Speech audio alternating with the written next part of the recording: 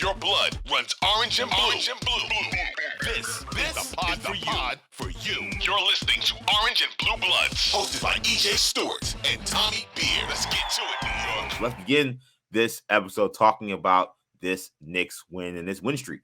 Knicks now 3-game winning streak after knocking off the Denver Nuggets at the Garden on Saturday. New York was powered by a second half comeback in which they were down 13 points in this game. The returning Jalen Brunson, who had been out with a foot injury for the past week or so, he scored 24 points, leading the Knicks in scoring in this game. He had a blistering first quarter in which he scored 16 points. Looked like he picked up right where he left off from the injury.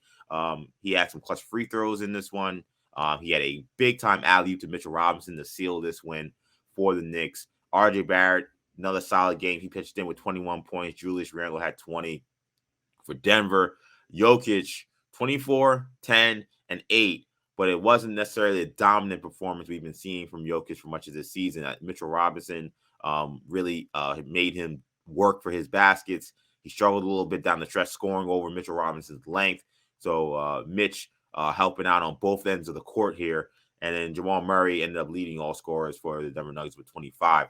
So just off rip, I mean, the Knicks beating the number one team in the Western Conference. I know the Denver Nuggets, as we talked about last week, had been struggling. But this felt like a game in which the Denver Nuggets were playing pretty well. They got up by 13 points. The Knicks were able to battle back and win. How impressed were you by this Knicks win? Yeah, good point, EJ. This wasn't a game that the Nuggets lost. The Knicks won this one. Nuggets best team in the Western Conference all season. Yes, they've struggled of late, but they won early this week. They beat up on a bad Pistons team, played well against the Knicks, and then on the second day of a back-to-back in Brooklyn against a Nets team with the rest advantage, took care of business, easily beating Brooklyn. Final score was a little bit closer than the game was. The Nuggets were up 20, double digits for most of the second half and 20 points in the second quarter. So again, they have the two-time MVP, possibly three-time MVP. Jamal Murray played very well, hit 4 of his 4 first pointers, looked sharp. Michael Porter Jr. shooting the ball at a high clip, which is no surprise whenever he's on the floor, he plays well. They got Aaron Gordon, Bruce Brown, they got guys as their record would indicate, but the Knicks just, as the Kansas State coach said yesterday, we got dudes over here, and the Knicks got guys that can play with them, and starting off right from the first quarter, every Knick fan kind of anxiously hoping Jalen Brunson looks good, looks solid. Comes right out of the gate, scores 16 points, like he never left. You could tell that he certainly looked like he missed playing on the Garden floor, playing in NBA games. Got back, looked good, which was a very encouraging sign. And I thought you mentioned the play of obviously you got 20 plus points from Brunson, Randle, and Barrett. RJ. Which is certainly welcome. The 8th time this season that those 3 guys have each scored 20 plus points. And then you got the center combination, Holden Jokic, as you mentioned. Jokic is playing at such a high level that they actually held him below his average in points, assists, and rebounds. So a job well done. And we saw him kind of, do what he does against the Nets the next day against Nick Claxton, who's, in the conversation for Defensive Player of the Year. Jokic had his way with Claxton. So credit to Mitch Robinson coming back after little kerfuffle, little issues on social media this week. And Hardenstein obviously continues to play at a very high level. So all around, good team win. We didn't even mention Josh Hart. We'll talk about him. But he continues to be really, such an important contributor on both ends of the floor. Really can't say enough about that dude. Yeah, I mean, Josh Hart continues to make an impact in this one. 13 points, 8 rebounds, 5 assists.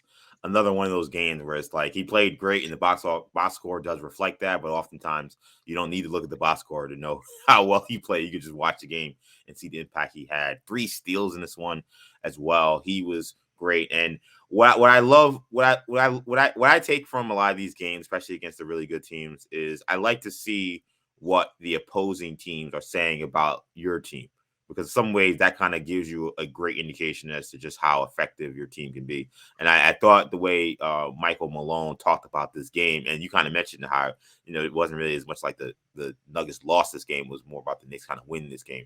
That's kind of what Mike Malone kind of said. He said, look, these were 2 really good teams. They got a lot of good players over there. And we came in here, we played well, but, we came up a little bit short. But, Mike Malone, he's been really after his team with their effort of late.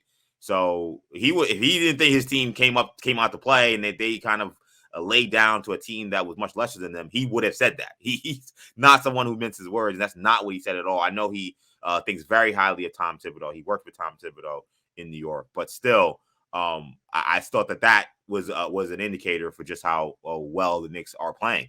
And this game was not the most pretty game. You don't have a guy who had 39 or 40. This was kind of a grinded out slugfest a little bit, at least in this day and age in the NBA. You see 116, 110, but in today's NBA, that's what this was. It was not going to be a game where baskets were going to come easy, especially in the second half when the game really started to get bogged down. Definitely kind of a playoff atmosphere we saw on Saturday a little bit here in New York. Definitely. Garden was rocking. It's kind of a sign of things to come.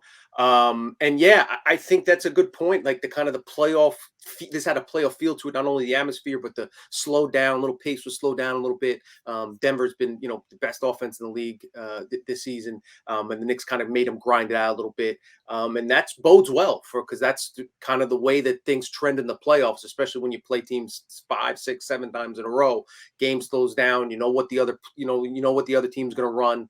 You just got to get there and stop it. And I think that's kind of the recipe for the Knicks' success. Out rebound teams. They out rebounded the Nuggets by 10. They had twice as many steals. They had 3 times as many blocks. Get after it defensively, play with effort, challenge shooters, close out on shooters, and that's what we saw. 2 things. You mentioned Michael Malone's comments. It's good. Happy you brought that up because I also found some of the remarks he had that were interesting. As you note, Malone has some experience in New York. His father, Brendan Malone, was on the Knicks staff during the 90s.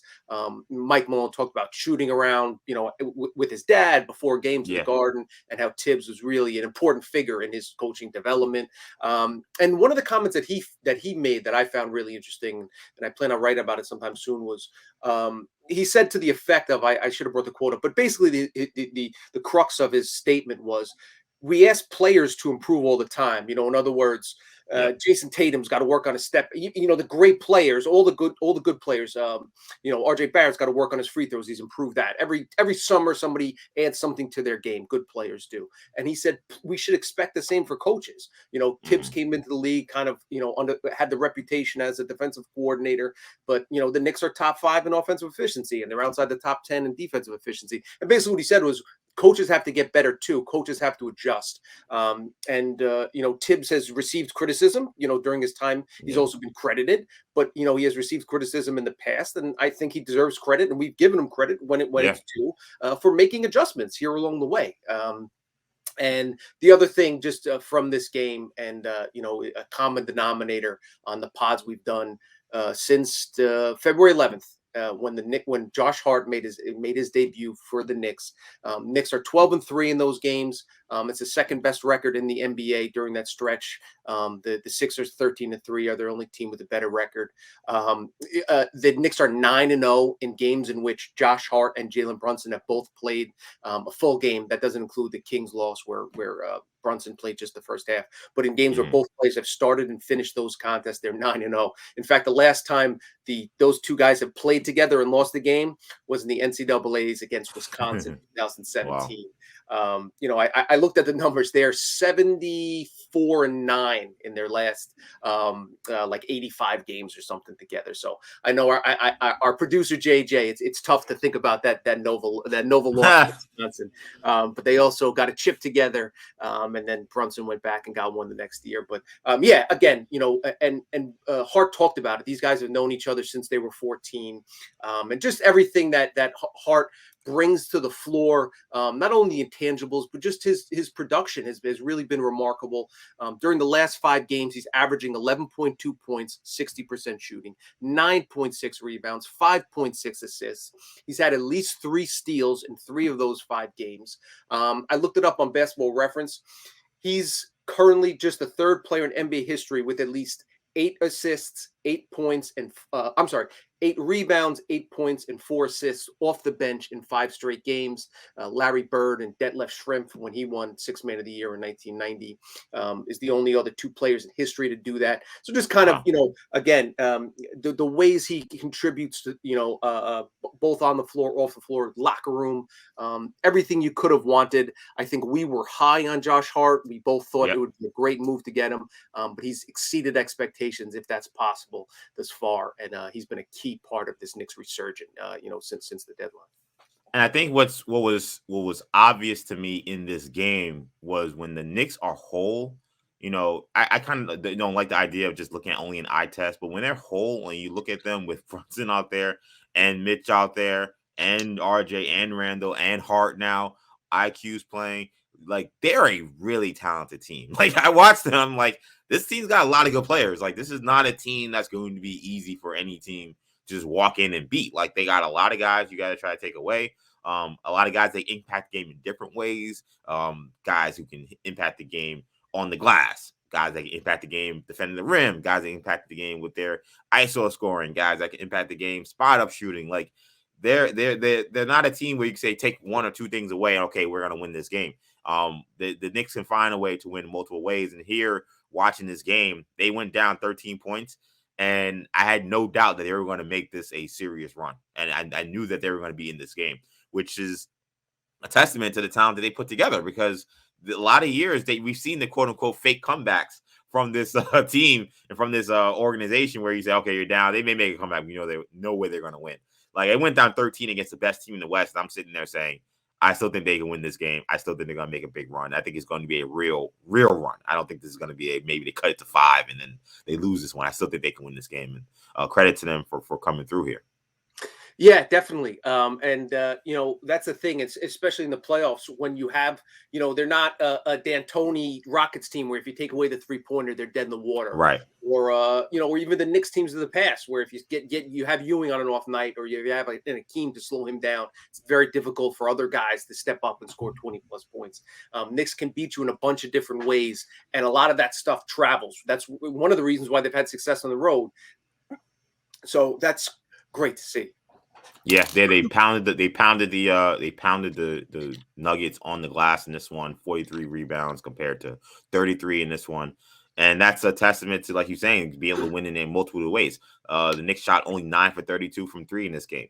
Most of the time in a game in the NBA, if you only make 9 threes and you shoot 28% from 3, that's almost an automatic L in today's NBA. But not with the way this Knicks team can play, because they could say, okay, we're going to lean on our defense, or we're going to lean on pounding the offensive glass. And they'll find a way to get their way. They also had, only had 12 turnovers. They're a team that's always been a low turnover team. So they're a really good team. And this win was definitely a testament to that. So the Knicks come out with a big one at the Garden. 116, 110 was the final.